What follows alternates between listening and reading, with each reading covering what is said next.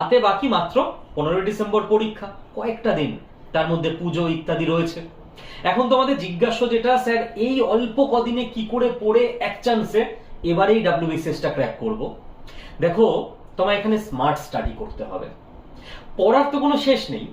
তুমি যদি মনে করো আমি শুধু নেতাজিকে নিয়ে পড়বো, নেতাজিকে নিয়ে 50টা বই হতে পারে, বাট WBCS প্রিলিমস এর জন্য নেতাজির ভারতবর্ষের স্বাধীনতা সংগ্রামের অবদানে কতটুকু পড়তে হবে সেটা তোমায় জানতে হবে।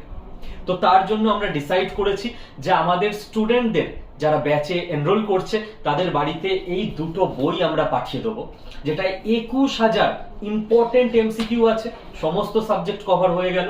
আর এটায় রয়েছে সম্পূর্ণ জিএস এর ইতিহাস ভূগোল থেকে শুরু করে প্রতিটা সাবজেক্টের একদম জিস্ট নোটস, কারণ এখন অল্প টাইমে ঠিক যতটুকু দরকার ততটুকু পড়ে পাস করতে হবে। তো অল দ্য বেস্ট।